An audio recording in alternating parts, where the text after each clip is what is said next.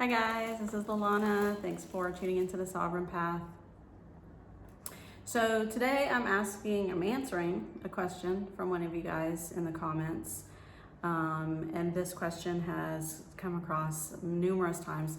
And I've made videos on this, throughout my channel. And so let's touch on it again for those of you who potentially are new and haven't seen that content on my channel. So when we're talking about the divine masculine being triggered, right? The masculine polarity being triggered by the feminine polarity, right? Not gender specific.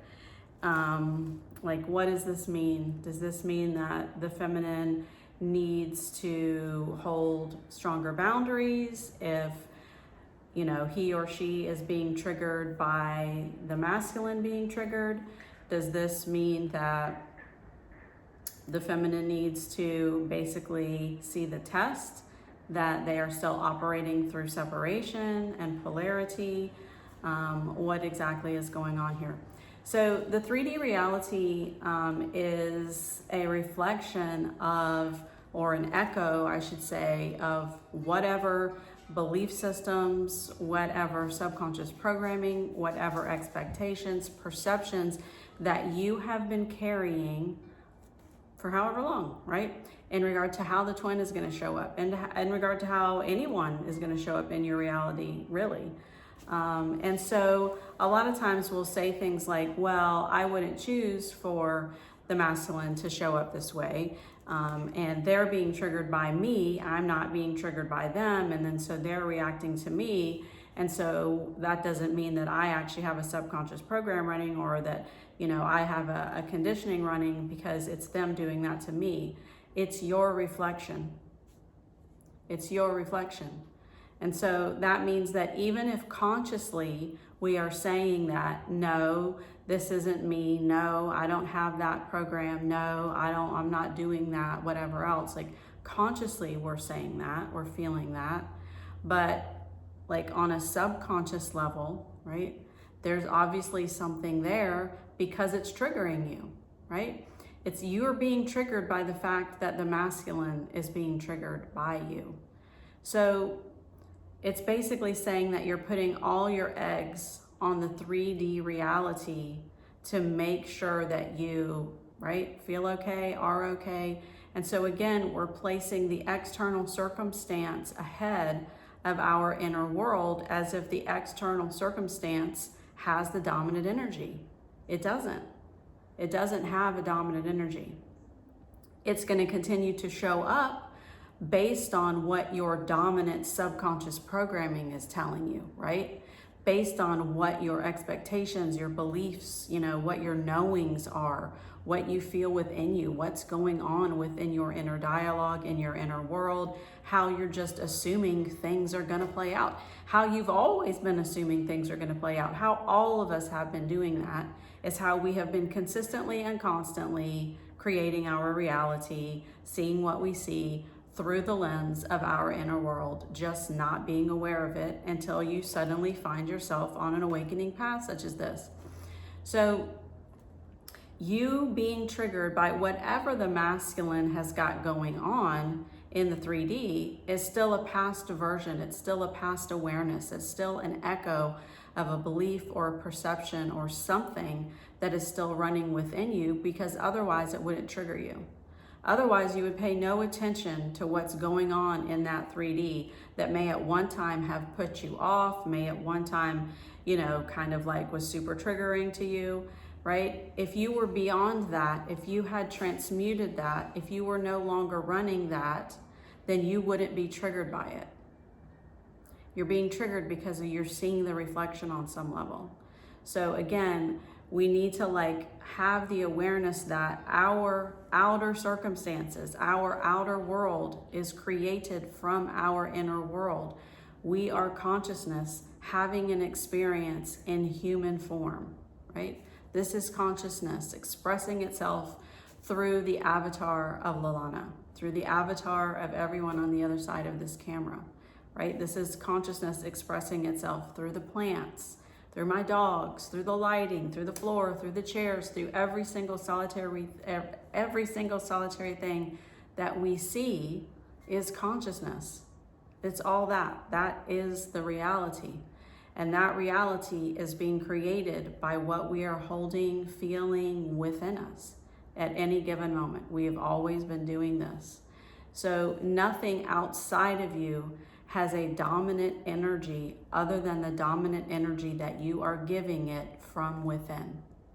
And this includes obviously the masculine, who is your perfect reflection, who is showing you the aspects of you on some level that you are still feeling triggered by, right? That you're still feeling are out of alignment, all of those sort of things.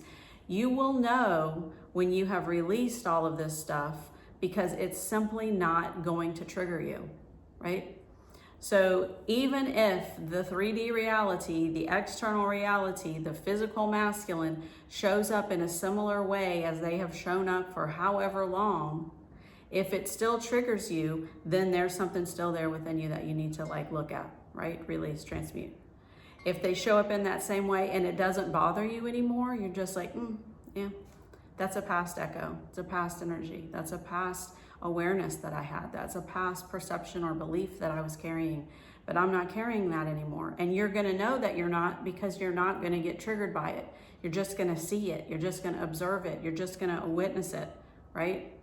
You'll be able to respond rather than to react from ego, rather than react from the trigger. So to answer that question, is that a reflection of separation consciousness and polarity and duality? Yes. Yes, it is. Is it also a reflection of what's going on within the inner world, right? What's going on within your own triggering subconscious programming conditioning? Yes. Yes, it is. Because we are simply not going to feel that rush of pain, of fear, of negative emotion, of the fear-based energy, if it's not going on within our internal world on some level. It's not going to be playing a role in your external reality through the masculine or otherwise, because you're the only one creating the 3D reality. You're the only one seeing it. You're the only one who is actually perceiving the reality with which you see from the lens that you carry from within, right? So that is both empowering to a lot of people, and it can be very annoying to a lot of people, right? Just depending on where our states of consciousness are sitting at any given moment.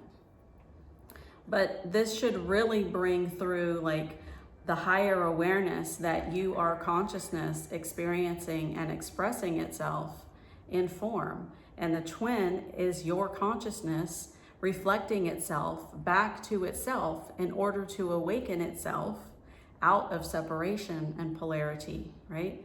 Out of the fear-based energies and the pain body and all of those sort of things. So using the 3D when you get triggered as a guidepost, and I call them, the gold mines, is key, because it's showing you where you're looping on yourself, right? It's showing you what's going on.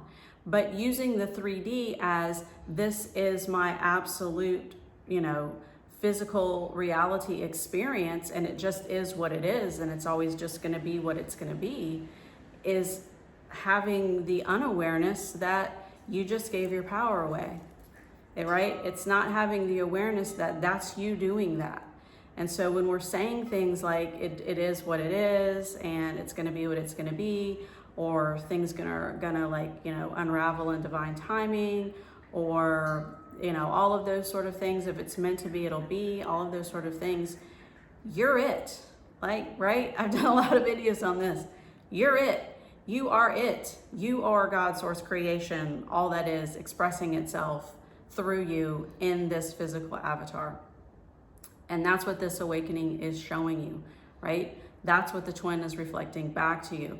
They're pushing and pushing so that you remember the truth of who you are, so that you remember the truth that you are actually the agency here, right?